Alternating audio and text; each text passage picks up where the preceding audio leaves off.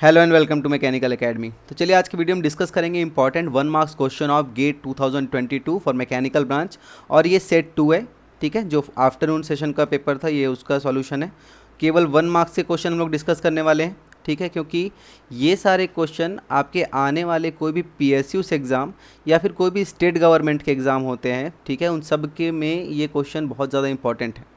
ये सारे क्वेश्चन और उनसे रिलेटेड जो भी कॉन्सेप्ट है मैं इन क्वेश्चन के साथ ही आपको डिस्कस करते जाता हूँ, ठीक है। जितने भी इंपॉर्टेंट पॉइंट्स हैं, जितने भी इंपॉर्टेंट कॉन्सेप्ट हैं, उन्हीं क्वेश्चन से रिलेटेड जो भी और क्वेश्चन बन सकते हैं, फ्रिक्वेंटली जो पूछे ही जाते हैं एग्ज़ाम्स में, उन सभी कॉन्सेप्ट के बारे में यहाँ डिस्कस करता हूँ आपसे। तो अगर आपने इसके पहले का वीडियो नहीं देखा है तो वो भी देख लीजिए, आपके आने वाले एग्ज़ाम में बहुत ज़्यादा हेल्पफुल है। और चलिए ज़्यादा टाइम वेस्ट नहीं करते, स्टार्ट करते। और हाँ, एक चीज़ और, अगर अभी तक आपने सब्सक्राइब नहीं किया चैनल को सब्सक्राइब कर लो यार, मुझे भी मोटिवेशन मिलता रहता है। अभी मैं बहुत मेहनत करता हूँ आप लोग के पीछे इस सब वीडियोस में, ठीक है। तो चलिए स्टार्ट करते हैं, ज़्यादा टाइम वेस्ट नहीं करते। फर्स्ट क्वेश्चन देखिए, विच one of the following is an intensive property of thermodynamic system. ये क्वेश्चन आपने बहुत बार हर PSU में देखा होगा और ये बहुत ज़्यादा इंपॉर्टेंट क्वेश्चन है। थर्मोडायनेमिक्स का बहुत बेसिक है और ये ऐसे क्वेश्चन आप हमेशा एक्सपेक्ट कर सकते हैं कि आपको पूछे ही जाएंगे। तो चलिए ठीक है, यहाँ तो आंसर हम देखेंगे ही देखेंगे, उसके साथ में ये भी देखेंगे कि चलिए इसके साथ इंटेंसिव एक्सटेंसिव प्रॉपर्टी कौन कौन से होते हैं, जितने भी होते हैं, जितने भी अभी तक कि आपके जो एग्ज़ाम में पूछे गए हैं और एडिशनली और भी ज़्यादा, मैं सब आपको यहीं पर डिस्कस कर दूँगा। तो चलिए देखते क्या क्या ऑप्शन दिए गए थे। मास, डेंसिटी, एनर्जी एंड वॉल्यूम। तो ऑलमोस्ट जो भी तैयारी कर आप लोगों को पता ही होगा कि यहाँ पर density is the right answer. Density जो है इंटेंसिव प्रॉपर्टी है। अच्छा, तो इंटेंसिव प्रॉपर्टी होती क्या है? इंटेंसिव प्रॉपर्टी क्या होती है, ठीक है, प्रॉपर्टी है ये। इंटेंसिव प्रॉपर्टी जो होती है that is the properties which are independent of mass, ठीक है, properties which are independent of mass. तो जो भी प्रॉपर्टीज होती हैं जो इंडिपेंडेंट ऑफ मास, जो मास पे डिपेंड नहीं करती, उनको हम लोग बोलते हैं क्या? Intensive property. तो आपके मन में एक डाउट आ सकता है, तो फिर डेंसिटी कैसे हुआ, ठीक है। डेंसिटी का अगर आप इन जनरल फार्मूला देखेंगे तो डेंसिटी क्या होता है? Density is equal to mass per unit volume, ठीक है, kg पर मीटर क्यूब। तो ये तो मास डिपेंडेंट लग रहा है, ठीक है। अगर आप देखेंगे डेंसिटी तो मास डिपेंडेंट लग रहा है। तो चलिए इसके डिस्कशन पे हम लोग देखते हैं, इसको थोड़ा समझने की कोशिश करिए। अगर मान के चलिए आपके पास ये कोई टैंक है, ठीक है, जिसमें कोई मास m1 है, ठीक, यहाँ इसका कोई वॉल्यूम है जो v1 है। तो यहाँ पर इसकी डेंसिटी क्या बोलेंगे हम लोग? डेंसिटी क्या होगी? Density is equal to m1 divide by v1, ठीक। अब चलिए इस मान को, इसको मैं बोल कर चलता हूँ कि ये डेंसिटी 1, इस स्टेट पर डेंसिटी 1, यहाँ पर क्या है? m1 divide by v1। ये एक डेंसिटी यहाँ पर डिफाइन कर सकते हैं हम लोग इस तरीके से, ठीक है। कोई भी एक गैस भरी हुई, यहाँ पर कोई भी एक गैस है, सपोज मान के चलिए यहाँ पर एयर है। एयर की यहाँ पर डेंसिटी क्या हो जाएगी? जो जितना भी मास है एयर का, और डिवाइड बाई वॉल्यूम, ठीक। अब मान के चलिए हम इसी टैंक में वॉल्यूम को कांस्टेंट रखते हैं, v1 का v1 ही रखते हैं, और यहाँ पर एक वॉल खोलते हैं और यहाँ कुछ और एयर सप्लाई कर देते हैं। अब आप जब भी यहाँ पे एयर सप्लाई करेंगे तो आपका मास क्या हो जाएगा? मास m1 से बढ़कर कोई मास m2 हो जाएगा। एडिशनल मास आपने सप्लाई कर दिया है। अब मास हो गया m2। इस कंडीशन पे क्या हो जाएगा? देखिए इस कंडीशन पे क्या होगा, आपका जो ρ2 आएगा, it is equal to m2 divide by v1, ठीक है। अब देखने से ये लगेगा सर ये तो चेंज हो गया, डेंसिटी तो मास डिपेंडेंट है, यहाँ पर रो अलग हो गया। तो एक बात हमेशा याद रखना, यहाँ पर आपको एक चीज़ हमेशा ध्यान देनी है, और वो ये है कि properties remain constant throughout the mass of system. In जो भी आपका ये इंटेंसिव प्रॉपर्टी होता है ना, इंटेंसिव प्रॉपर्टी में क्या होता है, देखो इंटेंसिव प्रॉपर्टी में शॉर्ट में लिख रहा हूँ, समझ जाना कि प्रॉपर्टीज़, जो भी प्रॉपर्टीज़ होंगी, अब प्रॉपर्टीज़ क्या होती? प्रॉपर्टीज़ क्या होती? प्रॉपर्टीज़ प्रेशर हो सकता है, टेम्परेचर हो सकता है, वॉल्यूम हो सकता है, ठीक है, एंथैल्पी हो सकता है, एंट्रोपी हो सकता है। कोई भी जो प्रॉपर्टीज़ है, किसी प्रॉपर्टी के बारे में डिस्कस कर रहे हैं, जो भी प्रॉपर्टी है, property will remain constant throughout the mass of system.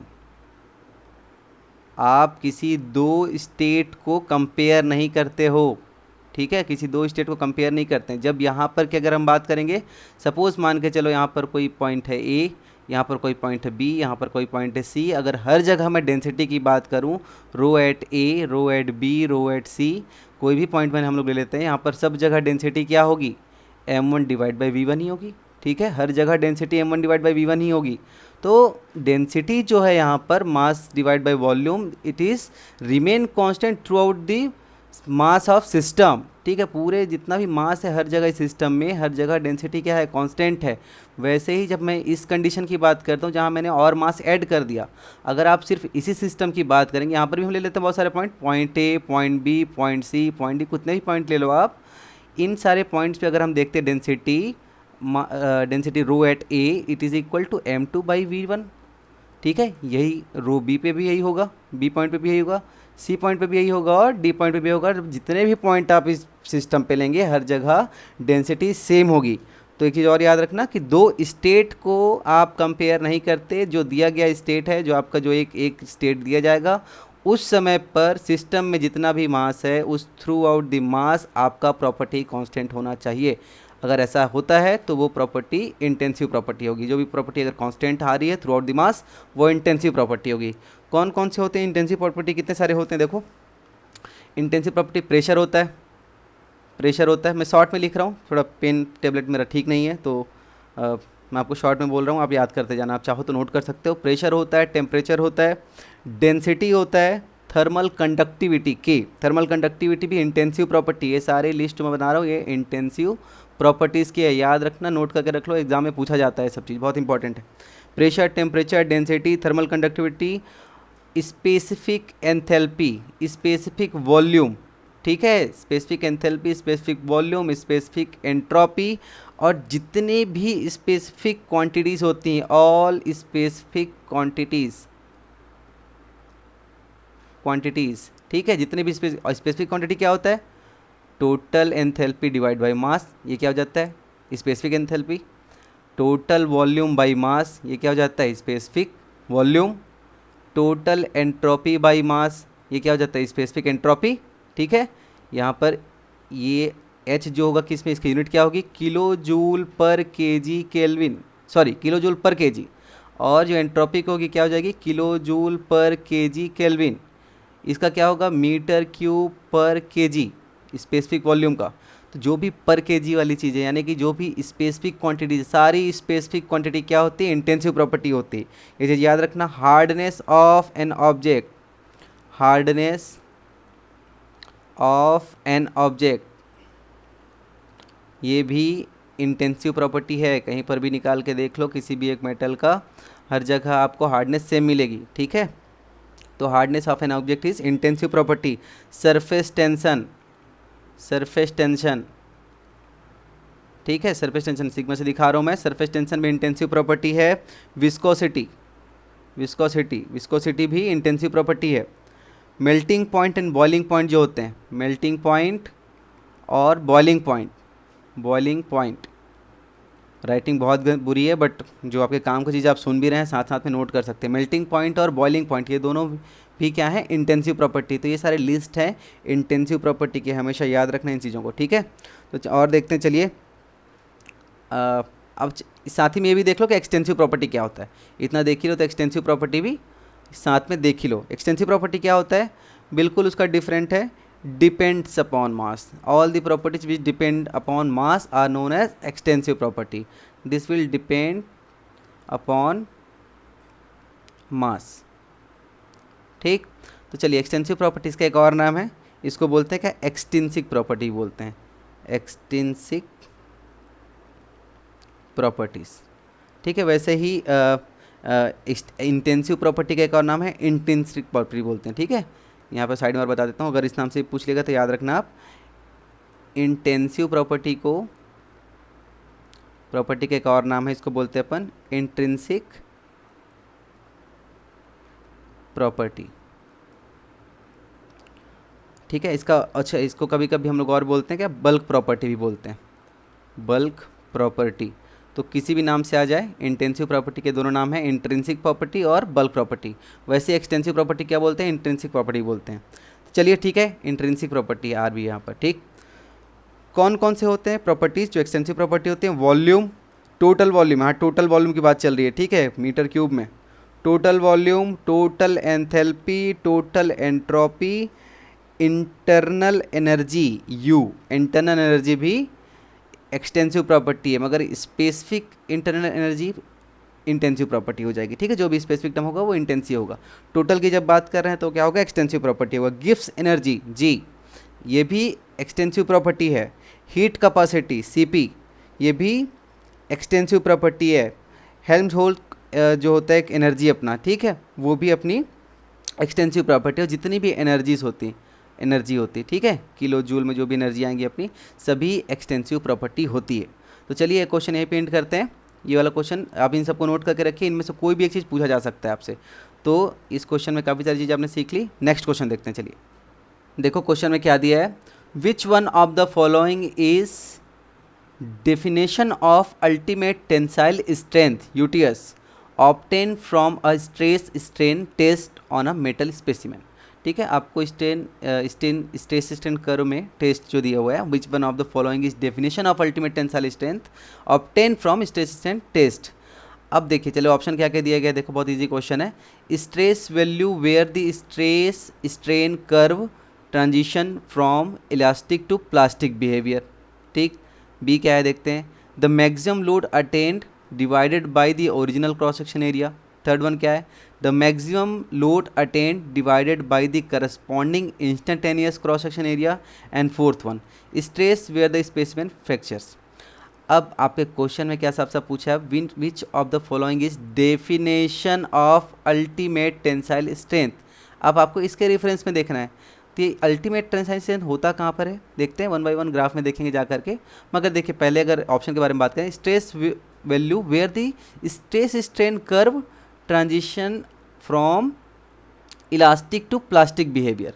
अब देखो ग्राफ आपके लिए यहाँ पर है, इलास्टिक टू प्लास्टिक बिहेवियर कहाँ पर जाता है। अगर आप स्ट्रेस स्ट्रेन कर्व की बात करोगे, देखो ए पॉइंट क्या होता है आपका, प्रोपोर्शनल लिमिट होता है, ठीक। ए पॉइंट क्या होता है आपका, प्रोपोर्शनल लिमिट होता है। अब यहाँ ए ओ से ए तक प्रोपोर्शनल लिमिट होता है, इसी के जस्ट ए या ए के पास जस्ट एक अपने क्या मिलती है, इलास्टिक लिमिट मिलती है, इलास्टिक लिमिट मिलती है, ठीक है। और आपके फर्स्ट ऑप्शन में आपको क्या दिया गया था, where elastic to plastic behaviour, जहाँ पे बदल जाता है। अब ये कहाँ पर बदलता है, ये देखिए यहाँ पर बदल रहा है, मगर आप देख के चले यहाँ पर कोई अल्टीमेट टेंसाइल स्ट्रेंथ है क्या। अल्टीमेट टेंसाइल स्ट्रेंथ का पॉइंट कौन सा होता है, यहाँ पर डी है, ठीक। इस ग्राफ में यहाँ पर डी पॉइंट यहाँ पर दिखा रहा है कि हमको अल्टीमेट स्ट्रेस पॉइंट, और यहीं पर ही अल्टीमेट लोड भी हमको ही मिलता है, ठीक है। अल्टीमेट स्ट्रेस पॉइंट है डी, यहाँ तो अल्टीमेट स्ट्रेस स्ट्रेंथ है नहीं, ठीक। तो ये वाला पॉइंट तो बिल्कुल गलत हो गया, फर्स्ट वाला गलत है, बिल्कुल गलत है ये वाला। सेकंड क्या है, the maximum load attend divided by the original cross section area. Maximum load divide by original cross section area, suppose मान के चलो ए ओ, ये बिल्कुल डिफाइन करता है, ये करेक्ट आंसर है। मगर बाकी दो क्यों गलत है उनको भी देख लेते हैं। The maximum load attend divided by the corresponding instantaneous cross section area, ये क्या हो जाता है, ट्रू स्ट्रेस बोलते हैं इसको, ठीक है। इसको बोलते हैं ट्रू स्ट्रेस। अगर आपको जो भी maximum load divide by instantaneous area, suppose मैं उसका ए आई से दिखा रहा हूँ, इससे जब भी हम निकालते हैं स्ट्रेस तो इसको बोलते हैं हम लोग क्या, ट्रू स्ट्रेस। और ये अल्टीमेट टेंसाइल स्ट्रेस को डिफाइन नहीं करता, ठीक है। ये अल्टीमेट टेंसाइल स्ट्रेस को डिफाइन नहीं करता। तो अल्टीमेट टेंसाइल स्ट्रेस को यहाँ पर केवल एक चीज़ डिफाइन करती है क्या, maximum load attend divide by the original cross section area. और यहाँ पे फोर्थ क्या दिया हुआ था, देखो सी ऑप्शन भी गलत है। फोर्थ क्या होता था, stress where the specific fracture, तो कहाँ पर फ्रैक्चर होता है, देखो ई पॉइंट पर फ्रैक्चर हो जाएगा, तो यहाँ पर भी अल्टीमेट टेंसाइल स्ट्रेस है नहीं। तो डी पॉइंट पर क्या अपना स्ट्रेस मैक्सिमम होता है, ठीक है। अल्टीमेट टेंसाइल स्ट्रेस हमको डी पॉइंट पर ही मिलता है। तो यहीं पर ही अगर आप करते हैं क्या, maximum load divide by original cross section area, तो ये क्या आपको डिफाइन करेगा, यहाँ से आपको निकल के आ जाएगा अल्टीमेट टेंसाइल स्ट्रेंथ, ठीक। तो ये आपका राइट आंसर क्या हो गया यहाँ पर, अब your right answer is the maximum load attend divided by the original cross section area. चलिए नेक्स्ट क्वेश्चन देखते हैं। चलिए देखिए क्या दिया है क्वेश्चन में, अ shaft of diameter this much mm is assembled in a hole of diameter this much mm. Match the allowance and limit parameter in column 1 with its corresponding quantitative value in column 2 for this shaft hole assembly. सबसे पहली बात, अगर कभी भी आप fit की बात करते हो तो आपका बेसिक साइज सेम होना चाहिए होल और शाफ्ट दोनों का, जो कि यहाँ पर है 25 mm, ठीक है। Basic size should be same, तभी आपका फिट पॉसिबल, अदरवाइज पॉसिबल ही नहीं है। अब देखो शाफ्ट को यहाँ पर हम लोग स्मॉल लेटर से डिनोट करेंगे और होल को कैपिटल लेटर से। तो चलिए शाफ्ट का क्या दिया देखिए। अब ये जब निकालते हैं अलाउंस, मैक्सिमम क्लियरेंस और मैक्सिमम मटेरियल लिमिट, ठीक है, मैक्सिमम मटेरियल लिमिट, इसी को मैक्सिमम मेटल लिमिट बोलते हैं कभी कभी। तो इन सब को निकालने के लिए पहले तो हम लोग थोड़ा सा देख लेते हैं कि कितना कितना अपर लिमिट क्या है, अपर डेविएशन क्या है, तो दोनों का होल और शाफ्ट का, उसके पहले हम पहले कैलकुलेट करके निकाल लेते हैं, तो फिर बाकी को कंक्लूड करेंगे। देखिए आपका शाफ्ट जो है, शाफ्ट के बारे में आपको क्या क्या दिया गया है। शाफ्ट इसका जो डायमेंशन दिया गया है 25 mm बेसिक साइज पे, अपर डेविएशन है -0.04 एंड लोअर डेविएशन इज -0.07। तो यहाँ पर अगर हम मैक्सिमम डायमीटर की बात करें, हम इसको स्मॉल लेटर से डिनोट कर रहे हैं, d maximum it is equal to 25 plus upper deviation that is -0.04 and d minimum यानी कि मिनिमम डायमीटर इसका कितना होगा 25 प्लस -0.07। अब जब इसको सॉल्व करेंगे तो कितना आएगा ये 24.96। इतना कैलकुलेशन आपको आना चाहिए, मैनुअली करना पड़ेगा आपको। ये मत सोच के चलना कि पीएसयू में इतना नहीं पूछेगा, ये बहुत बेसिक कैलकुलेशन, इतना आना चाहिए आपको। डी मिनिमम कितना आएगा, ये आएगा 24.93 mm, ठीक है। लाइकवाइज होल के लिए देखते हैं, होल के लिए क्या डायमेंशन हमको दिया गया है 25, अपर डेविएशन है 0.02 और लोअर डेविएशन है -0.00। ये और शाफ्ट केस में हो गया अपर लिमिट और ये हो गया क्या लोअर लिमिट। अब चलिए देखिए होल के केस में अपन इसको कैपिटल लेटर से डिनोट करेंगे। जो इसका अपर लिमिट होगा यानी कि डी मैक्सिमम बड़ा साइज जो होगा वो कितना होगा 25 plus 0.02 that is 25.02 and d minimum यानी कि लोअर लिमिट, ये हो गया अपर लिमिट और लोअर लिमिट कितना होगा 25 माइनस 0.00, तो ये कितना आ गया 25 ही होगा, दिस मच mm। सारे की सारे जो यहाँ पर क्वांटिटी सब mm में है, ठीक है, लोअर लिमिट। अब जब बारी आती है अलाउंस, मैक्सिमम क्लियरेंस और मैक्सिमम मटेरियल लिमिट निकालने के लिए फॉर होल, हमको पहले ये पता होना चाहिए कि टाइप ऑफ फिट क्या है, उसी समय पे आप ये बता पाएंगे कि फिर मैक्सिमम क्लियरेंस क्या है, सॉरी अलाउंस क्या है। इसको बताने के लिए आपको पहले पता होना चाहिए कि टाइप ऑफ फिट क्या है। तो टाइप ऑफ फिट के लिए देखिए क्या होता है, मैंने इसके पहले का जो वीडियो बनाया है जिसमें सेट 1 का सॉल्यूशन कराया मैंने, वहाँ पर भी पूरा डिटेल में डिस्कस किया कि कैसे निकालते हैं। यहाँ पर भी जो बच्चे नए हैं उनके लिए मैं कर दे रहा हूँ, मगर उतना डिटेल में नहीं जाऊँगा, ठीक है। तो सबसे पहले देखिए जो कन्वेंशनल मेथड उसमें ये होता है कि आप मैक्सिमम एंड मिनिमम क्लियरेंस निकाल लो। क्लियरेंस मैं शॉर्ट में लिख रहा हूँ, maximum clearance and minimum clearance. यहाँ से एक चीज़ आपको तो यहीं पे सॉल्व हो जाएगा ये वाला, ठीक है। तो मैक्सिमम क्लियरेंस का फॉर्मूला क्या होता है, डी मैक्सिमम यानी कि होल का maximum dimension upper limit of hole minus d minimum यानी कि स्मॉल डी मिनिमम शाफ्ट का स्मॉल डायमेंशन यानी कि लोअर लिमिट ऑफ शाफ्ट। अब वैसे ही मिनिमम क्लियरेंस क्या होता है, d minimum capital D minimum minus small D maximum. अब जब इनको आप सॉल्व करेंगे, आप इनकी वैल्यू रखिए कितना आता है, देखिए D maximum minus d minimum. D maximum कितना है, देखिए यहाँ पर डी मैक्सिमम की वैल्यू है 25.02 माइनस डी मिनिमम कितना है 24.93। इसकी वैल्यू कितनी आ जाएगी 0.09 mm। तो पहली चीज़ तो आपकी यहीं पर कैलकुलेट हो गई। मैक्सिमम क्लियरेंस की अगर हम बात करें, मैक्सिमम क्लियरेंस कितना आ गया 0.09 mm। तो एक आंसर तो हमको यहाँ पे मिल चुका है, ठीक है। अब देखो दोनों इसकी वैल्यू निकालते हैं, इसकी वैल्यू कितनी है चलो निकालते हैं। अब इसकी वैल्यू के लिए क्या करोगे आप, मिनिमम क्लियरेंस के लिए डी मिनिमम कितना देखो 25 माइनस डी मैक्सिमम कितना है 24.96। इसकी जब वैल्यू निकालते हैं कितना आएगा 0.04 mm। अब जब आपका मिनिमम क्लियरेंस और मैक्सिमम क्लियरेंस दोनों की वैल्यू जब पॉजिटिव होती है, जब दोनों की वैल्यू पॉजिटिव होती है, आई रिपीट, जब मिनिमम क्लियरेंस और मैक्सिमम क्लियरेंस की वैल्यू पॉजिटिव होती है, तब हमारा जो टाइप ऑफ फिट होता है वो क्या होता है क्लियरेंस फिट, ठीक है। तब उस कंडीशन में जो हमारा फिट होता है वो कहता है क्लियरेंस फिट होता है। अब क्लियरेंस फिट के टाइम पे जब अलाउंस को हम लोग डिफाइन करते हैं, allowance define for the clearance fit is जो मिनिमम वैल्यू होती है, किसकी, मिनिमम क्लियरेंस की value. Minimum clearance is allowance in the case of clearance fit. Minimum clearance is the allowance in the case of clearance fit.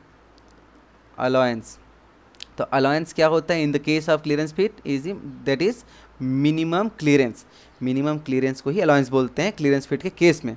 तो देखो minimum clearance की value क्या आ रही है 0.04, तो आपका यही क्या हो जाएगा, यहीं पर अलाउंस हो जाएगा, यही अलाउंस हो गया। तो देखो अलाउंस की वैल्यू भी हम निकाल ली, अलाउंस कितना होगा 0.04, 0.04, तो एक आंसर और निकल गया। अब बात करते हैं मैक्सिमम मेटल मटेरियल लिमिट की फॉर होल। तो देखो यार maximum metal limit for hole, तो ये जब चेक किया जाता है कंपैरेटर से चेक किया जाता है। और किस तरीके का गेज होता है हमारे पास, एक होता है प्लग गेज होता है, एक होता है रिंग गेज होता है। ठीक है, प्लग गेज होता है, रिंग गेज होता है। प्लग गेज यूज़ किया जाता है होल्स के डायमेंशन को मेज़र करने के लिए, मेज़र नहीं करते एक्चुअली, कंपैरेटर होता है। यहाँ किसी तरीके का मेजरमेंट नहीं हो रहा होता है, यहाँ पर कंपैरेटर होता है। ठीक है, उसमें बस गो इंड और नो गो इंड होता है। अगर go end should go and go end should not go, should not go end should not go. ठीक है, तो इस तरीके से हम लोग वहाँ पर क्या करते हैं, चेक करते हैं किसी भी होल का डायमेंशन। तो जो बात आती है मैक्सिमम मेटल लिमिट की, मैक्सिमम मटेरियल लिमिट, मैक्सिमम मैं दूसरे स्लाइड में करता हूँ, मैक्सिमम फॉर होल देख रहे हैं। ठीक है, हम लोग फॉर होल, और होल को किससे चेक करते हैं हम लोग, किसे चेक करते हैं, अभी बताया मैंने, प्लग गेज।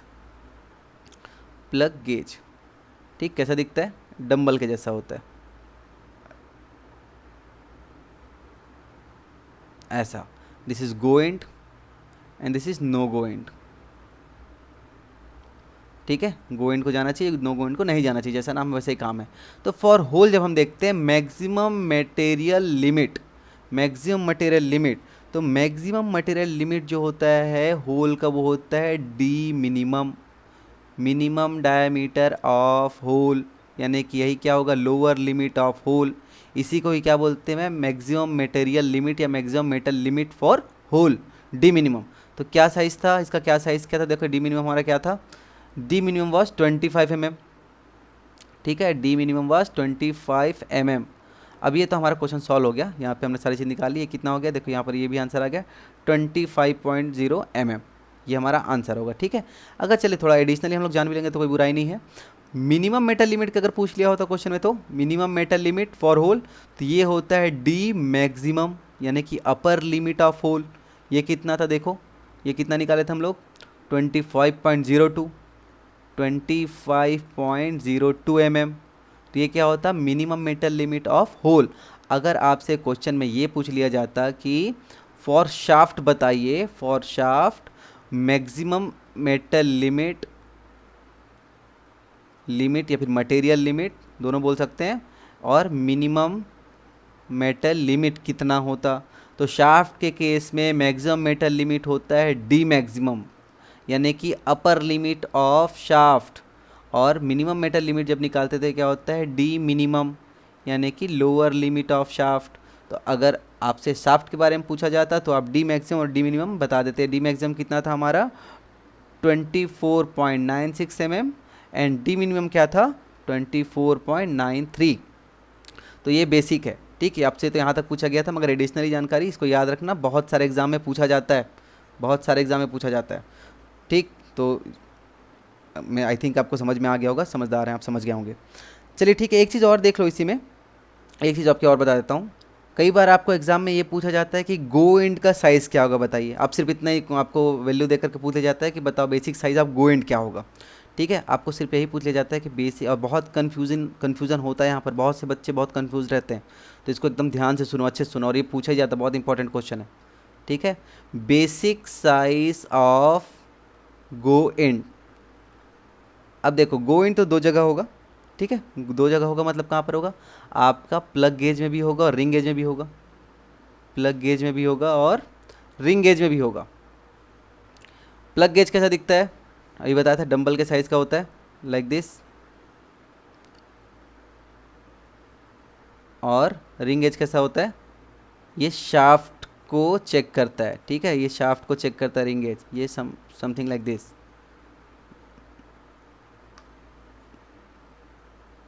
ये देखिए ये हो गया रिंग गेज। ठीक है, थोड़ा डायग्राम उतना सही नहीं है, मगर आप समझदार हैं, आप समझ जाएंगे। देखिए यहाँ पर अगर हमको किसी शीट में बहुत सारे होल्स बने हुए हैं, उनको चेक करना है कि कौन सा पास हुआ, कौन सा नहीं हुआ, कौन सा रिजेक्ट करना है, कौन सा सेलेक्ट करना है। तो हम क्या करते हैं, गो, ये हो गया गो इंड, ये हो गया नो गो इंड, वैसे ही यहाँ पर क्या होता है, यहाँ पर हमको शाफ्ट चेक करना होता है। कोई शाफ्ट है, एक्सटर्नल डायमेंशन के किसी भी ऑब्जेक्ट को हम लोग शाफ्ट बोल देते हैं यहाँ पर, ठीक है। इंटरनल डायमीटर वाले किसी भी चीज़ को हम लोग यहाँ पर होल कह रहे हैं। अगर शाफ्ट का डायमेंशन हमको निकालना हो तो ये वाला हो गया गो एंड, ये हो गया नो गो एंड, ठीक है। शाफ्ट अगर गो एंड में चला जाता है यानी कि वो ठीक है, और नो गो एंड में नहीं जाता है तब भी ठीक है। नो गो एंड में नहीं जाना चाहिए, गो एंड में चला जाना चाहिए। अब देखो यहाँ पर आपको पूछा जाता है basic size of go and क्या होगा, ये गो एंड ये वाला और यहाँ पर ये वाला, इसका बेसिक साइज़ क्या होगा। तो अभी जो मैं बताया था आपको पहले, उसी को यहाँ पर एक तरीके से और कंक्लूड कर रहे हैं। यहाँ पर इन the case of plug gauge, in case of plug gauge go end का जो बेसिक साइज होता है वो मैक्सिमम मेटल लिमिट होता है, ठीक है। और यहाँ पर भी सेम मैक्सिमम मेटल लिमिट ही होता है, यानी कि basic size of go end is maximum metal limit always, maximum metal limit. मगर एक चीज़ जो गलती करोगे आप, maximum metal limit of what, of hole, and here maximum metal limit of shaft. तो यहाँ गलती होती है, ध्यान से समझो इस चीज़ को और नोट करके रख लो, एग्जाम में पूछा जाता है, बहुत बार आया एग्जाम में, ठीक है।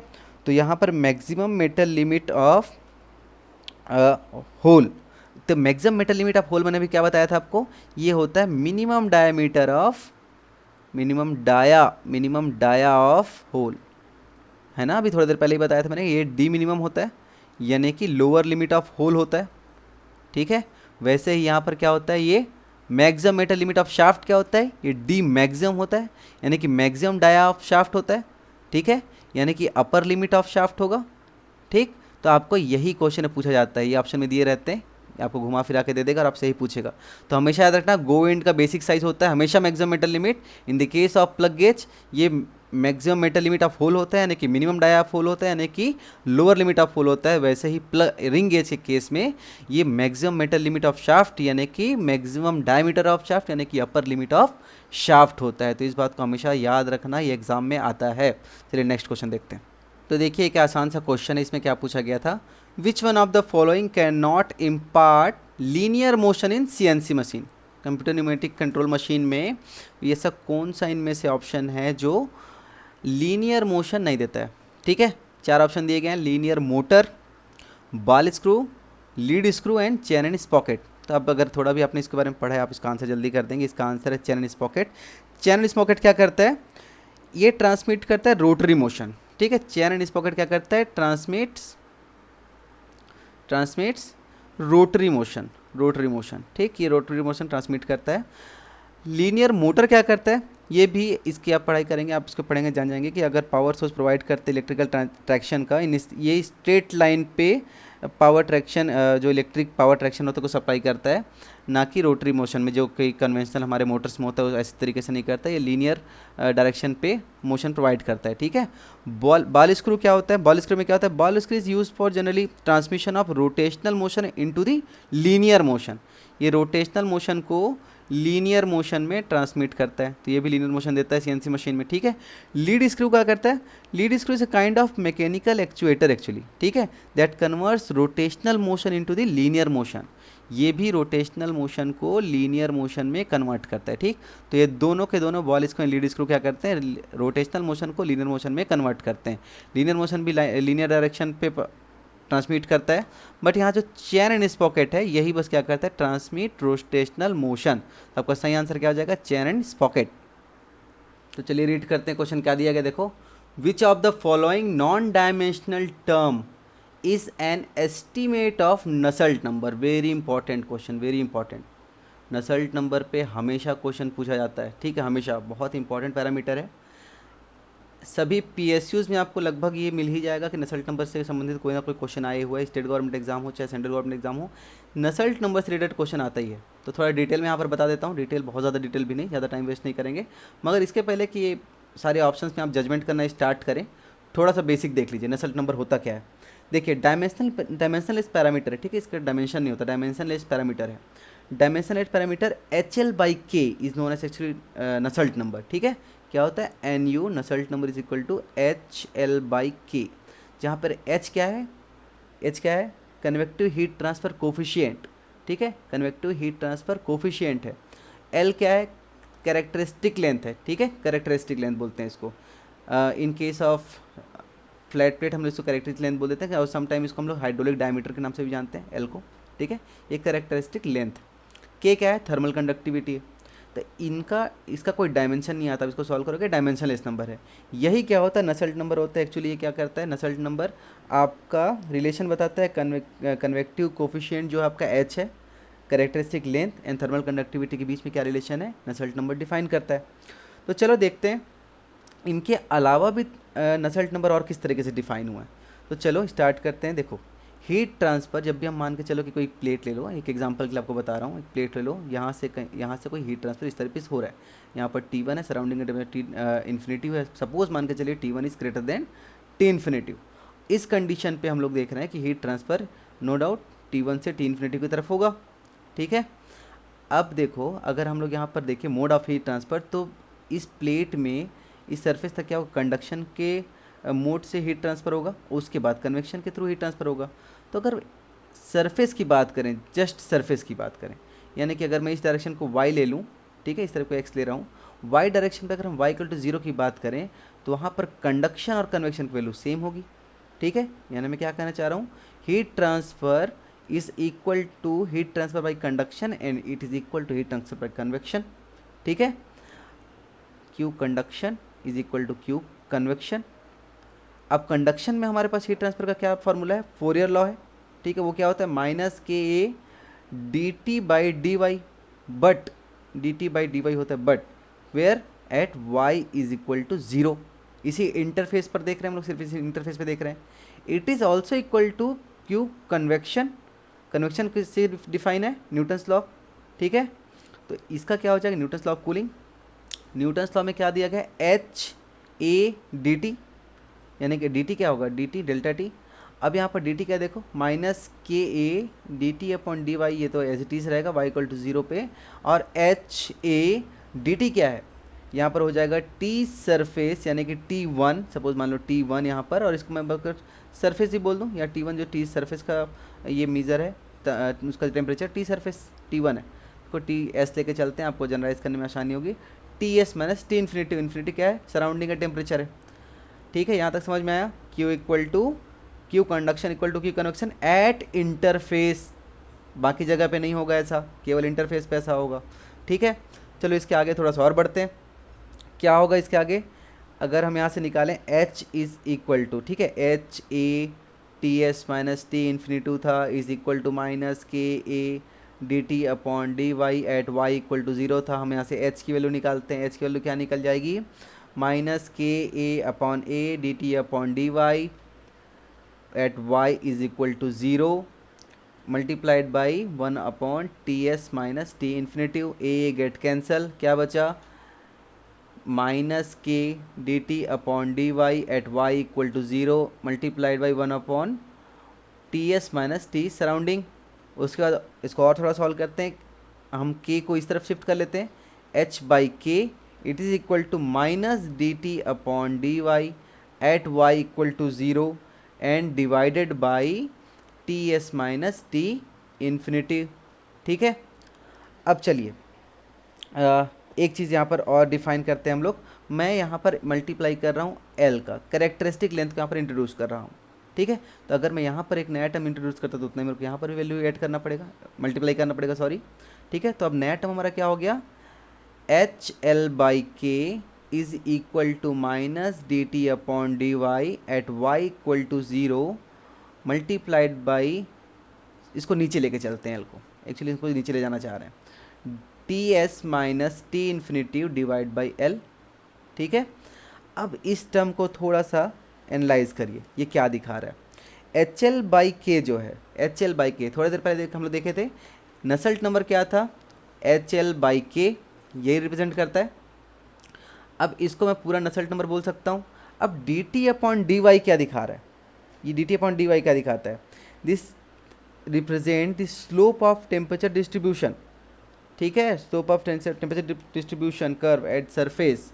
ठीक, अब देखो जो नसेल्ट नंबर हमको इस तरीके से डिफाइन कर सकते हैं, ratio of temperature gradient at surface. ये टेम्परेचर ग्रेडियंट है कहाँ पर? Gradient at surface. ठीक है, और ये क्या होगा? ये क्या होगा, ओवरऑल टेम्परेचर, इतने बस की बात कर रहा हूँ, ठीक है। ये क्या होगा, ओवरऑल टेम्परेचर ग्रेडियंट। ये अगर पूरे एक बात करें तो ग्रेडियंट बोल देंगे, ओवरऑल टेम्परेचर ग्रेडियंट, ठीक। T S minus T infinity divide by L, ये क्या होगा, ओवरऑल टेम्परेचर ग्रेडियंट। अगर सिर्फ इतने की बात करें तो क्या होगा, ओवरऑल टेम्परेचर डिफरेंस। और पूरा ग्रेडियंट की बात करेंगे तो ये पूरा टर्म को हम क्या बोल देंगे, ओवरऑल टेम्परेचर ग्रेडियंट। तो नसेल्ट नंबर की एक डेफिनेशन और है, इसको क्या बोलते हैं, ratio of temperature gradient at the surface to overall, या फिर रेफरेंस भी बोलते हैं कभी कभी, ओवरऑल टेम्परेचर ग्रेडियंट, ठीक है। तो ये नसेल्ट नंबर का एक और डेफिनेशन है। अब चलते हैं वापस से हम लोग अपने किसमें, ऑप्शंस पार्ट में। देखिए यहाँ पर सी पार्ट में दिया है नॉन डायमेंशनल टेम्परेचर ग्रेडियंट, आपका करेक्ट आंसर यही है। बाकी के सारे आंसर तो ऐसे ही गलत है, ठीक है। अगर आपने थोड़ा भी नसेल्ट नंबर के बारे में पढ़ा है तो बाकी ऑप्शन तो ऐसे ही एलिमिनेट हो जाएंगे। यहाँ डाउट आ सकता था कि टेम्परेचर ग्रेडियंट वर्ड कहाँ से आ गया, ठीक है। और नॉन डायमेंशनल होगा, नो डाउट नॉन डायमेंशनल ही होगा वो। क्यों नॉन डायमेंशनल होगा, देखो यहाँ पर d t upon d y क्या होगा, kelvin divide by metre, divided by यहाँ पर क्या होगा, again d t delta t ही है, केल्विन डिवाइड बाई लेंथ क्या होगा, फिर से मीटर होगा, और ये दोनों आपस में कैंसिल हो जाएंगे और ये वापस से डायमेंशन लेस नंबर आ जाएगा, ठीक। तो आपका राइट आंसर क्या है यहाँ पे, नॉन डायमेंशनल टेम्परेचर ग्रेडियंट। चलिए अगले अगले क्वेश्चन की तरफ बढ़ते हैं। देखो भाई इस क्वेश्चन में क्या दिया, a square plate is supported in 4 different ways, configuration दिए गए है P2S, ठीक है, PQRS, आपको 4 कॉन्फ़िगरेशन दिए गए हैं। A couple movement C is applied on the plate. Assume all the members to be rigid and massless. सारे members rigid है और massless है. And all joints to be frictionless. सारे joint frictionless हैं, ठीक है। All support links of the plate are identical. अगर joints को frictionless बोल दिया जाता है ना, इसका मतलब क्या हो जाता है पता है, ये रूलर सपोर्ट बन जाता है, यानी कि सिंगल आपका क्या आएगा यहाँ पर, रिएक्शन आएगा। फ्रिक्शनलेस बोलने का मतलब क्या हो जाता है, रोलर सपोर्ट हो जाता है। अगर कोई भी सपोर्ट है विथ फ्रिक्शन है तो वो हिंज सपोर्ट हो जाता है, ठीक है। और विदाउट फ्रिक्शन दे दिया गया मतलब फ्रिक्शनलेस बोल दिया गया, इसका मतलब क्या है, वो रोलर सपोर्ट हो जाता है। रोलर सपोर्ट यानी कि क्या, सिर्फ एक रिएक्शन आएगा, ठीक है। अब इनमें आपको बताना है all support links of the plate are identical.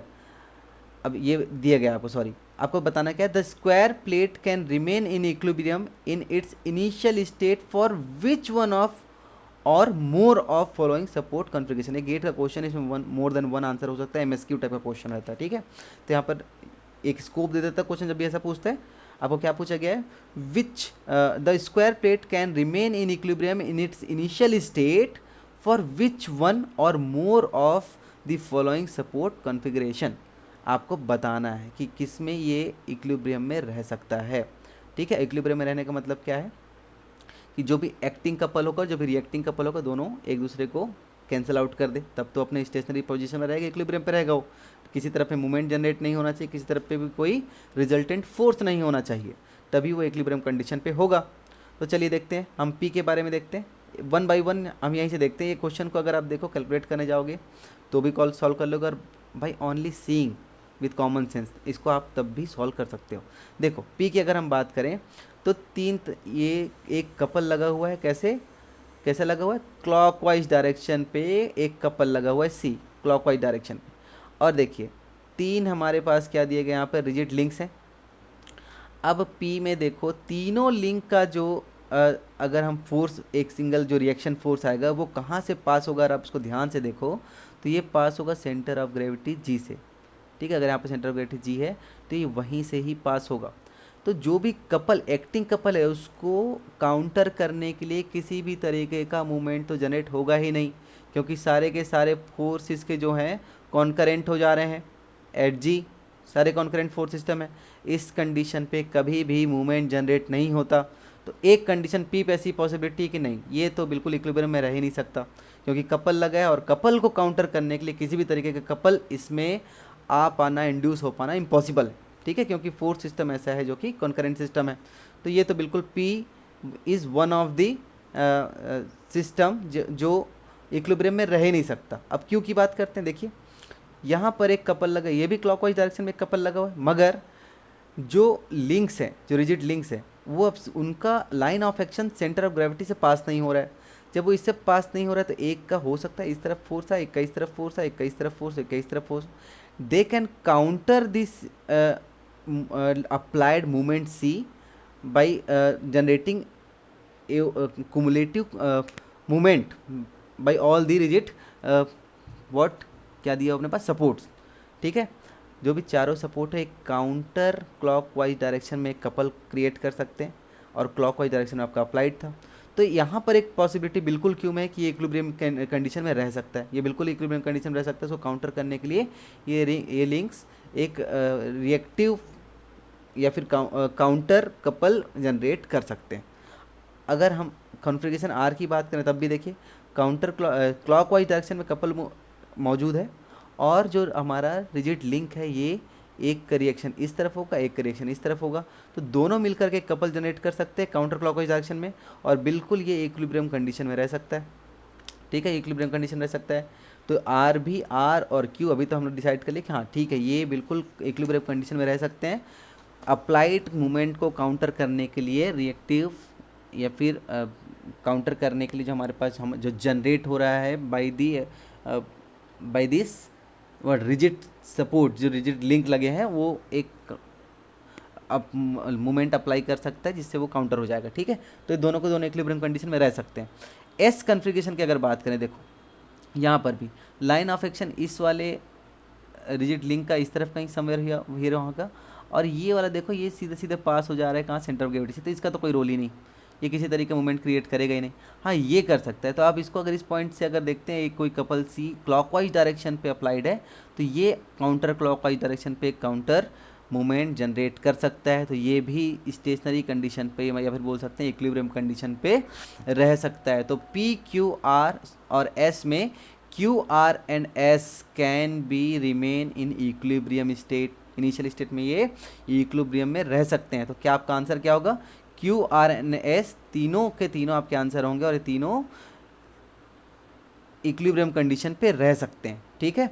जैसा इनका कन्फिग्रेशन है उसके बेसिस पर ये सारी बात हो रही है। और पी क्यों नहीं रह सकता, क्योंकि सारे के सारे फोर्स उनका जो लाइन ऑफ एक्शन है वो सेंटर ऑफ ग्रेविटी से होकर के ही पास हो रहा है, तो इसकी पॉसिबिलिटी बिल्कुल भी नहीं है कि ये इक्विलिब्रियम कंडीशन पे रह पाए। तो चलिए नेक्स्ट क्वेश्चन देखते हैं। ये क्वेश्चन का आंसर हो गया आपका, ठीक है, बी सी एंड डी तीनों आपके राइट आंसर हैं।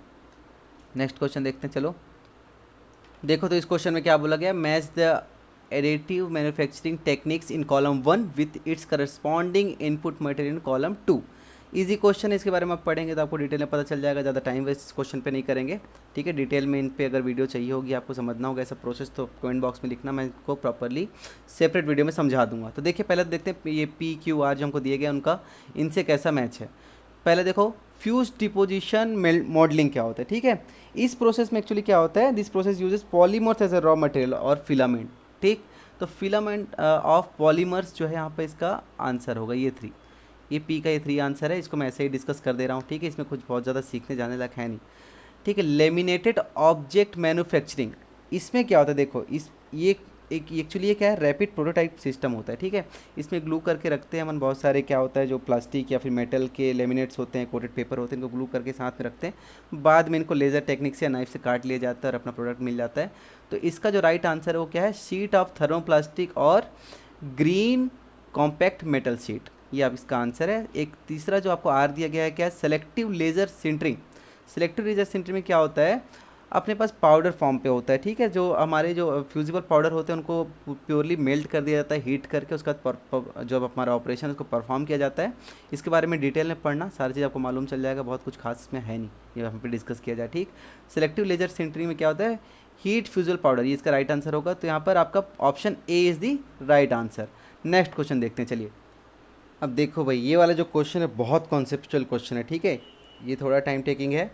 गेट ने बहुत शानदार क्वेश्चन पूछा है और बहुत कॉन्सेप्चुअल है, और ऐसा मान के मत चलना ऐसा क्वेश्चन पीएसयू में नहीं आएगा, बिल्कुल दिमाग लगाने वाला क्वेश्चन है, पीएसयू बिल्कुल पूछ सकता है, ठीक है। ऐसे क्वेश्चन एक्सपेक्ट कर सकते हो, काफ़ी अच्छा क्वेश्चन है। चलो पढ़ते हैं, रीड करते हैं क्या क्या पूछा एग्जाम, इस क्वेश्चन में देखते हैं एग्जाम ने क्या पूछा है। A massive uniform rigid circular disc is mounted on a frictionless bearing at the end E, ठीक है, at the end E of a massive uniform rigid shaft A E, ये शाफ्ट है हमारा, ठीक है, which is suspended horizontally in a uniform gravitational field by two identical light inextensible string, मतलब कि ये एक्सटेंड नहीं हो सकते, इनमें लेंथ चेंज नहीं होगा। ठीक है, ये दे दिया आपको, इनएक्सटेंसिबल स्ट्रिंग्स दिए हैं, ए बी ये वाला एंड सी डी ये वाला। Where G is the centre of mass, G is the centre of mass of the shaft disc assembly, combine shaft और डिस्क का आपको कंबाइन सेंटर ऑफ ग्रेविटी दे दिया है, यानी कि पूरा का पूरा मास जो है इन दोनों का कंबाइन मास जो है यहाँ पर, कंबाइन वेट यहाँ पर एक्ट करेगा। ठीक है, एम जी, इसको थोड़ा मिटाता हूँ, हमारा ऑप्शन मिट गया। चलो ठीक है, देखते हैं यहाँ पर एम जी हमारा एक्ट करेगा। ठीक, अब आगे क्या दिया देखो, and G is the acceleration due to gravity, ये जी ऐसा बना दिया ना कि जैसा डायग्राम दिख रहा है, बिल्कुल असेंबली भी उसी तरीके की। The disc is then given a rapid spin omega about its axis in a positive X direction as shown. अब देखो ये पॉजिटिव एक्स डायरेक्शन है, पॉजिटिव एक्स डायरेक्शन पे ओमेगा कैसा दिख रहा है आपको, यहाँ पर देखो क्लॉकवाइज दिख रहा है। अब यहाँ पर बहुत बड़ा खेल है आपके पॉइंट ऑफ रेफरेंस का। अगर देखो ये हमारा बार है, यहाँ पर हमारा क्या डिस्क लगा हुआ है, ठीक है, ये हमारा डिस्क लगा हुआ है। ये क्लॉकवाइज डायरेक्शन में मैं कब बोलूँगा, जब मैं देख इस तरफ से रहा हूँगा, मेरा रेफरेंस पॉइंट इस तरफ से और मैं इस तरफ से मैं व्यू कर रहा हूँ। ठीक है, व्यूअर इस तरफ बैठा हुआ है और यहाँ से देखने पर मुझे क्या दिखाई देगा, ये क्लॉकवाइज डायरेक्शन, क्लॉकवाइज डायरेक्शन मुझे दिखाई देगा। फर्स्ट मैं यहीं से देख करके डिसाइड करूँगा क्लॉकवाइज एंटी क्लॉकवाइज। तो पॉजिटिव एक्स डायरेक्शन पे क्लॉकवाइज इन्होंने डिफाइन किया हुआ है। ठीक है, इन्होंने क्या बोला है ये याद रखना, क्योंकि आपके ऑप्शंस ऐसे दिए गए हैं, ये हर एक स्टेटमेंट इंपॉर्टेंट हो। गेट एक भी लाइन फालतू में नहीं लिखता, जो भी लाइन लिखता है हर लाइन का एक मीनिंग होता है। ठीक है, देखो इन्होंने क्या बोला, disc is then given a rapid spin omega about its axis in a positive X axis direction as shown while the shaft remain at rest. Shaft अपनी जगह में चुपचाप से वो नहीं घूम रहा है, डिस्क घूम रहा है। ठीक है, the direction of rotation is defined by using right hand thumb rule. ठीक है, गायरोस्कोप अपने अगर पढ़ा है तो राइट हैंड थंब रूल के बिना तब आगे बढ़ ही नहीं पाओगे, ये बिल्कुल ज़रूरी है। ये क्या करता है, लीनियर मोशन को रोटेशनरी मोशन और रोटेशनरी मोशन को लीनियर मोशन में कन्वर्ट करने के लिए हम लोग क्या करते हैं, राइट हैंड थंब रूल लगाते हैं। ठीक है, अभी इसी को स्क्रू रूल भी बोलते हैं। ठीक है, 1 बाय 1 समझेंगे अभी सब चीज़ों को। वीडियो थोड़ी लंबी हो जा रही है यार, मगर देखो आपको समझना ज़रूरी है, तो समझाने के प्रोसेस में थोड़ा वीडियो लंबा होगा ही, कॉन्सेप्ट समझना जरूरी है। अदरवाइज ये इसका आंसर है वो इसका आंसर करके मैं वीडियो भगा सकता हूँ, मगर मेरा इंटेंशन ऐसा है नहीं। क्वेश्चन अगर सामने है तो हम उसे सीखेंगे। ठीक है, अगर आप गेट भी लिखेंगे इसके बाद तो आपको कम से कम गेट में भी इसका फ़ायदा मिलना चाहिए। तो देखिए क्या बोला गया, define the direction of rotation is defined by using the right hand thumb rule if the string A B is suddenly cut. जो स्ट्रिंग ए बी है उसको सडनली काट दिया जाता है, एज्यूमिंग नेग्लिजिबल एनर्जी डेसिपेशन, इसमें कोई भी एनर्जी आप डेसिपेट नहीं करते, बस चुपचाप से काट देते हैं उसको, काट दो उसको। The shaft A E will, अब पूछ लिया इन्होंने इंपॉर्टेंट क्वेश्चन, क्या ए ई जो शाफ्ट है वो क्या करेगा भैया, तो 4 ऑप्शन आपको दिए गए हैं। देखो, rotate slowly compare to omega. ठीक है, ओमेगा कंपेयर में स्लोली ही रोटेट करेंगे about the negative Z axis, और सेम चीज़ rotate slowly about positive X axis, rotate slowly about positive Y axis, या फिर rotate slowly about negative Y axis. तो पॉजिटिव निगेटिव किधर क्या कैसे, अब देखो ये पॉजिटिव एक्स एक्सिस है, ये पॉजिटिव, ये थर्ड डायमेंशन जो है वाई एक्सिस को इन्होंने क्या बोला हुआ है, ये आपके बोर्ड के अंदर है। ठीक है, थर्ड डायमेंशन है ये बोर्ड जो आप देख रहे हो, इसमें ये वाला एक्सिस जो है, और एक ये 2D हम लोग देख सकते हैं यहाँ पर। ठीक है, 2D देख सकते हैं। तो ये एक्स एक्सिस ये है, जेड एक्सिस ये वाला है, और ये वाई एक्सिस है। ये तीनों पॉजिटिव एक्सिस हैं। ठीक है, ये तीनों पॉजिटिव हैं। इनके अपोजिट में जो इस तरफ होगा निगेटिव जेड एक्सिस होगा, इस तरफ में निगेटिव वाई जेड एक्सिस होगा, और इस तरफ में निगेटिव एक्स एक्सिस होगा। अब हमको बताना है कि जैसे ही आप स्ट्रिंग ए बी को कट करते हो, उस कंडीशन पे ये ई रॉड जो है उसका मोशन किस तरफ होगा, ये किस तरफ रोटेट करेगा। तो चलो अब इस क्वेश्चन को स्टार्ट करते हैं, समझते हैं अच्छे से। अब देखो भैया, जैसे मैंने पहले बताया था, सबसे पहले तो ये आपका सिस्टम जो इन्होंने असेंबली दी हुई है, इस तरीके की असेंबली है। यहाँ पर आपका डिस्क लगा हुआ है। सबसे पहले तो ये clockwise direction positive X direction पे घूम रहा है, ये हम फिक्स कर लेते हैं एक जगह पे अपना व्यूइंग पॉइंट सेट करके। यहीं से ही हम व्यू करेंगे और देख करके बताएंगे क्या ये पॉजिटिव डायरेक्शन में घूम रहा है। ठीक है, अभी इस हालात में क्या है, दोनों स्ट्रिंग्स लगे हुए हैं यहाँ पर, somewhere here combine mass mg लग रहा है। ठीक है। अब जैसे ही मैं इस वाली स्ट्रिंग को काट देता हूँ, ये हमारे पास सिर्फ एक स्ट्रिंग यहाँ पर बचा हुआ है। अब देखो, अगर मान के चलो एज्यूम करो ये रोटेट नहीं कर रहा होता, डिस्क रोटेट नहीं कर रहा होता, तो क्या होता, सीधे सीधे भैया ऐसे हो जाता। यहाँ पर लगा हुआ है सर, ये ऐसा ही होगा, आप ऐसे बोलोगे। यहाँ पर लगा हुआ है, यहाँ पर कहीं मास है सर, ये तो ऐसे हो जाएगा, ये ऐसे हो जाएगा सर, ये डिस्क कैसे रहेगा। हाँ ठीक है, यहाँ पे लगा रहेगा, बट डिस्क ये समवेयर ईयर आ जाएगा क्योंकि मास इस तरफ लगा है। यानी कि क्या, ये मास जो है, ये वेट जो है, ये कपल क्रिएट करेगा इस तरफ पे, डाउनवर्ड डायरेक्शन पे, और ये इस तरफ पे आ जाता अगर यहाँ पर ये रोटेट नहीं कर रहा होता डिस्क तब के कंडीशन पे। बट यहाँ पर डिस्क रोटेट कर रहा है, और जब भी इस तरीके का कंडीशन होता है वहाँ पर क्या आता है, गायरोस्कोपिक कपल आता है। तो गायरोस्कोपिक कपल भैया इसको नीचे गिरने नहीं देगा। अब जब वो नीचे नहीं गिरने देगा तो एक कपल लगेगा ऊपर की तरफ में। यानी कि आप देखिए, समझिए इस चीज़ को, ये डिस्क है, रोटेट कर रही है इस तरफ पे, क्लॉकवाइज डायरेक्शन पे, जब हम इस तरफ से देख रहे हैं, ये इस पे एक्टिव जो आ रहा है हमारा कपल, बोलना चाहिए मूवमेंट ड्यू टू वेट, इसका mg वेट की वजह से इस तरफ पे एक मूवमेंट आता जिसकी वजह से नीचे जाता। मगर गायरोस्कोपिक कपल क्या करेगा, इसको रोक के रखेगा, इसको नीचे नहीं गिरने देगा। उस कपल की ये प्रॉपर्टी है, उसको नीचे नहीं गिरने देगा। इसको ये क्या करेगा, जैसा आपका पंखा घूमता है घर पे, ये अगर इसको जेड एक्सिस मान ले तो जेड एक्सिस के अबाउट आपका पंखा रोटेट करता है, थर्ड डायमेंशन के अबाउट। ठीक है, आपका जो पंखा रोटेट कर, अगर हम उसका जो हब लगा हुआ है पंखे के ऊपर, ठीक है, जो शाफ्ट लगा हुआ होता है, ये अगर इसको हम जेड एक्सिस बोलें तो इसी के अबाउट आपका पंखा रोटेट करता है। सेम यहाँ पर जो जेड एक्सिस है उसी के अबाउट में सॉरी, आपका ये जो शाफ्ट है AE, ठीक है, ये रोटेट करेगा, ये रोटेट करेगा। इसको मैं दिखा नहीं सकता 2D डायग्राम में, बट ये रोटेट करेगा उसी तरीके से। ठीक है, आप समझना, जैसा पंखा घूमता है उस तरीके से रोटेट करेगा ड्यू टू गायरोस्कोपिक कपल। तो हमको बस ये चीज़ अभी मालूम है कि गायरोस्कोपिक कपल किस तरफ लगेगा। ठीक है, मैं इसको C से दिखा रहा हूँ। गायरोस्कोपिक कपल भैया क्लॉकवाइज डायरेक्शन पे लगेगा, क्योंकि काउंटर क्लॉकवाइज डायरेक्शन पे तो वेट की टेंडेंसी है इसको नीचे गिराने की, और गायरोस्कोपिक कपल इसको होल्ड करके वहाँ पर रखेगा। ठीक है, उसके बाद वो जेड एक्सिस पे किधर घूमता है, ये स्टोरी बात की है, उसको हम लोग अब समझते हैं 1 by 1। अब देखो, जो गायरोस्कोपिक कपल होता है, जो, ठीक है, एक तरीके से टॉर्क ही है, एक तरीके से टॉर्क है। गायरोस्कोपिक कपल या फिर टॉर्क बोल लो इसको आप, ये रिएक्टिव कपल से मालूम चलता है हमको। हम जब रिएक्टिव कपल देखते हैं ना, जब भी हम देखते हैं कि रिएक्टिव कपल किस तरफ आया है, ठीक है, इसके लिए अब पूरा डिटेल पे मैं नहीं जाऊँगा कि एक्टिव कपल क्या होता है, रिएक्टिव कपल क्या होता है। आप जब इसको, आपने इसको पढ़ाई किया होगा, आप समझते हैं, बेटर समझते हैं कि रिएक्टिव और एक्टिव कपल क्या होता है।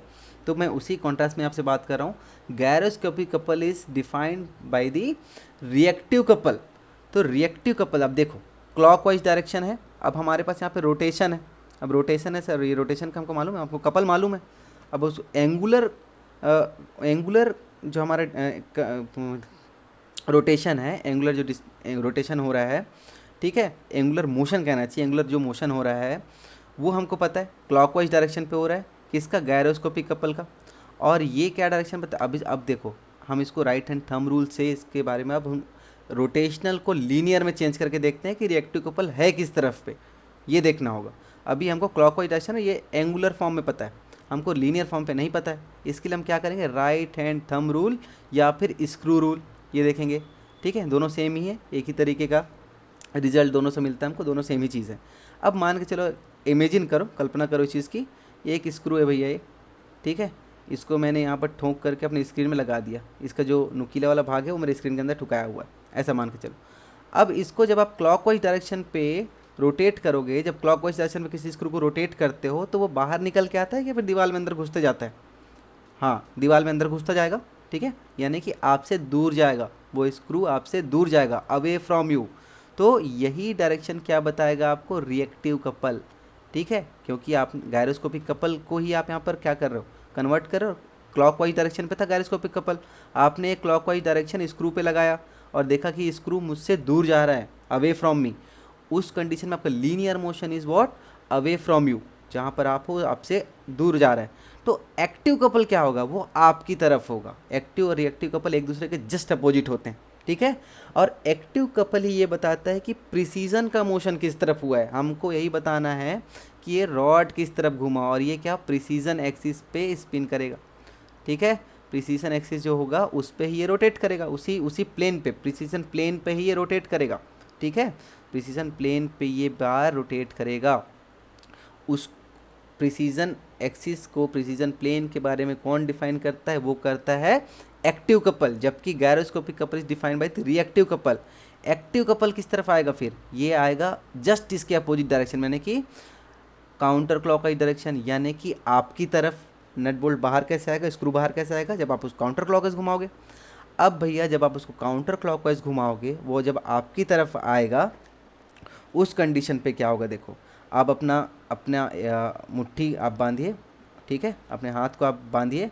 अब यहाँ पे डायग्राम तो नहीं बना पाऊँगा क्योंकि 3D है, और उसको इस तरीके से मुट्ठी बांधिए कि आप अंगूठा जो है, थंब जो है, वो आपकी तरफ पे पॉइंट करे, ठीक है। अब वो आपकी तरफ पे पॉइंट करे तो आपकी तरफ आने वाला जो आपका थंब है वो आपका डायरेक्शन बताएगा एक्टिव कपल का, और आपकी उंगलियां जिस तरफ मुड़ी हुई है वो है, देखिए, काउंटर क्लॉकवाइज डायरेक्शन, ठीक है। आपने अगर अपने हाथ को उस तरीके से अरेंज किया हुआ तो आप देखेंगे कि आपकी उंगलियां जिस तरफ घूमी हुई हैं, मुड़ी हुई, वो डायरेक्शन क्या बताएगा, काउंटर क्लॉकवाइज डायरेक्शन।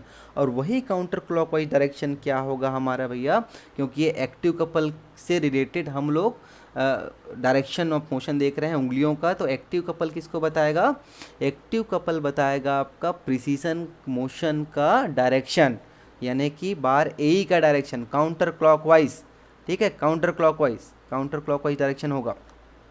अब ये काउंटर क्लॉकवाइज की डायरेक्शन पे, जैसे आपका फ़ैन होता है, अब या तो क्लॉकवाइज घूम सकता है या तो एंटी क्लॉकवाइज घूम सकता है। अब देखते हैं कि उधर से आपका रेफरेंस पे डिपेंड करता है, ऊपर से देख रहे हो, नीचे से देख रहे हो, ठीक है। बट क्वेश्चन ने पहले, मैंने आपको बोला था, क्वेश्चन एक बात यहाँ पर, एक लाइन यहाँ पर यूज़ किया था, क्या, पॉजिटिव एक्स डायरेक्शन। उन्होंने पॉजिटिव एक्स डायरेक्शन पे क्या लिया था, क्लॉकवाइज, ठीक है। तो पॉजिटिव डायरेक्शन पे क्लॉकवाइज एंटिटी इन्होंने ली हुई है, यहाँ पर हमारा क्या आ रहा है, काउंटर क्लॉकवाइज आ रहा है वो, और होना तो उसको जेड डायरेक्शन पे ही है, जेड डायरेक्शन पे ही उसको घूमना है, ठीक है। जो बार होगा वो जेड डायरेक्शन के अबाउट रोटेट करेगा और काउंटर क्लॉकवाइज रोटेट करेगा, यानी कि निगेटिव जेड डायरेक्शन पे रोटेट करेगा हमारा ए बार जो है निगेटिव जेड डायरेक्शन पे रोटेट करेगा, ठीक है। तो आई थिंक आप समझ गए होंगे, समझदार हैं आप, समझ गए होंगे इस चीज़ को मैंने क्या समझाना चाहा आपको। तो फाइनल आपका आंसर क्या होगा, rotate slowly compare to omega, omega से इसकी वेलोसिटी कम ही होगी, angular velocity, but about the negative Z direction, ठीक। तो आई थिंक क्लियर हो गया क्वेश्चन आपका। लास्ट क्वेश्चन देखते हैं। तो चलो देखो इस क्वेश्चन में क्या बोला गया है, which of this process involves melting in metallic work piece, ठीक है। कौन सा ऐसा प्रोसेस है जो जिसमें melting in metallic work piece ये सब होता है, ठीक है। आपको 4 ऑप्शन दिए गए हैं, electrochemical machining, electric discharge machining, laser beam machining and electron beam machining.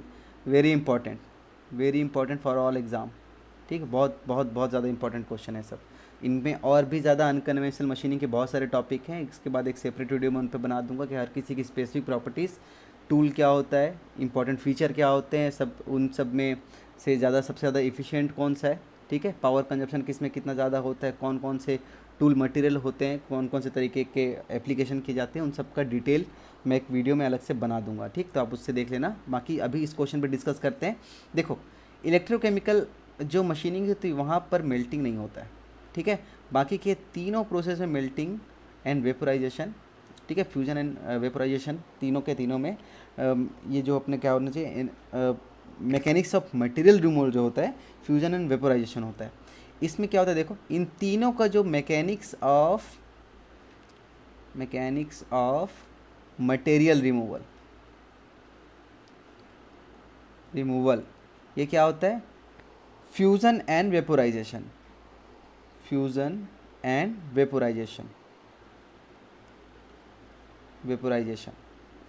ठीक है। फ्यूजन होगा, वेपोराइजेशन होगा, मेल्टिंग होगा, तभी ये सब होगा, ठीक है। तो तीनों के तीनों में ही वर्क पीस मेल्ट हो जाता है, ठीक है। और इलेक्ट्रोकेमिकल मशीनिंग पे क्या होता है, देखो यहाँ पर जो मैकेनिक्स ऑफ मटेरियल रिमूवल ये होता है हमारा आयन डिस्प्लेसमेंट। ये सब इंपॉर्टेंट चीज़ है, किसी भी फॉर्मेट में आपसे क्वेश्चन पूछ लेगा, जो ज़रूरी है सिर्फ मैं आपसे वही डिस्कस कर रहा हूँ, ठीक है। टाइम बहुत लंबा हो गया इस वीडियो में, बहुत लंबी वीडियो बन गई, बट आप ये समझ के चलिए कि केवल इतने ही क्वेश्चन नहीं थे, उनसे हमने और ज़्यादा, उसके 2 गुना 3 गुना ज़्यादा क्वेश्चन को हमने आज कवर कर लिया है, ठीक है। तो इसका मैकेनिक्स ऑफ मटेरियल रिमूवल क्या होता है, आयन डिस्प्लेसमेंट। अगर एनर्जी सोर्स की बात अगर हम करें, ठीक है, इलेक्ट्रोकेमिकल मशीनिंग में एनर्जी सोर्स क्या होता है, energy source this is electric current, electric current. In case of electric discharge machining, अगर हम लोग एनर्जी सोर्स की बात कर रहे हैं तो इलेक्ट्रिक डिस्चार्ज मशीनिंग में जो इलेक्ट्रिक एनर्जी सोर्स होता है वो क्या होता है, इलेक्ट्रिक स्पार्क, इलेक्ट्रिक स्पार्क, ठीक।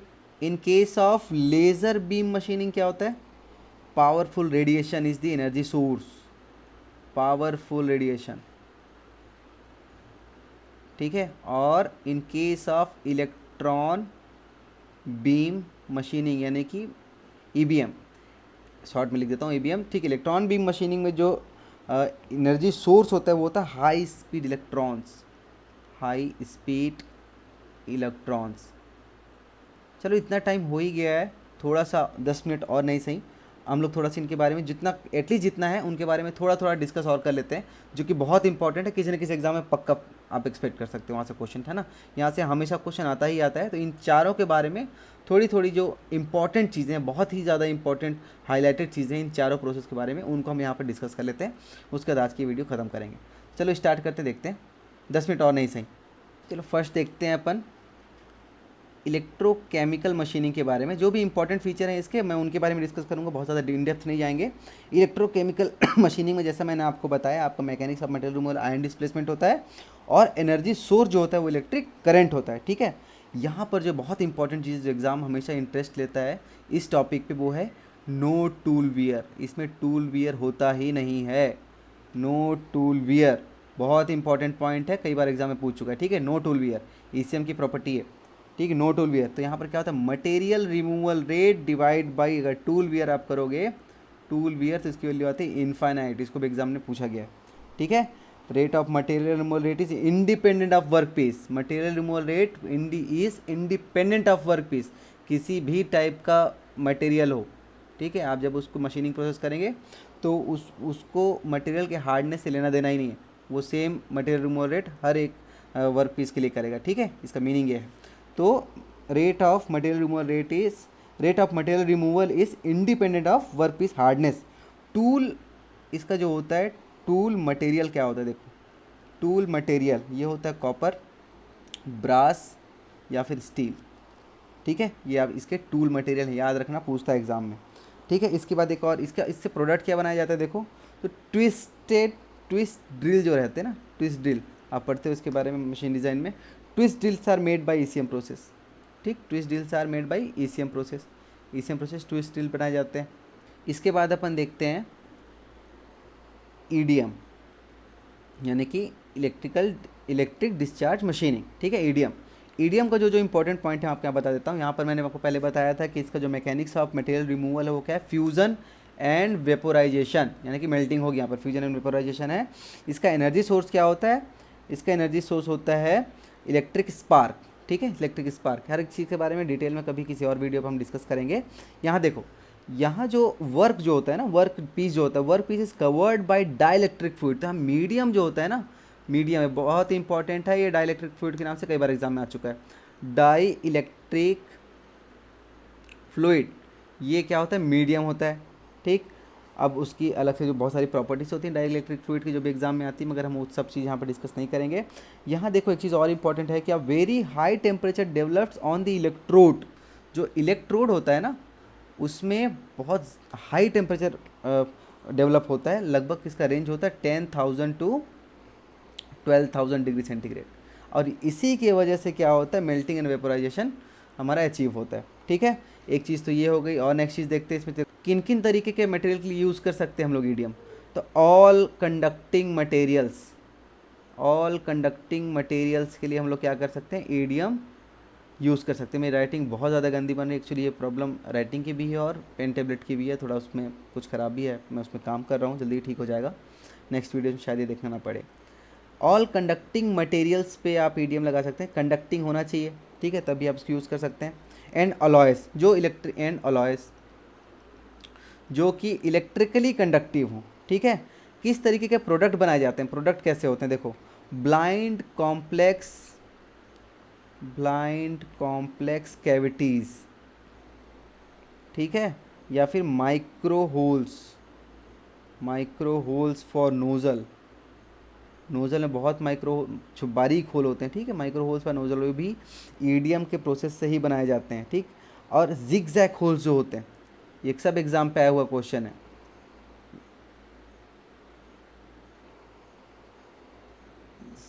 एक सेकेंड रुकिए। जिगजैग जो होल होते हैं, zigzag holes, they are made by the EDM process, ठीक है। नैरो स्लॉट्स हो गए, वो ईडीएम प्रोसेस से बनाए जाते हैं, ठीक।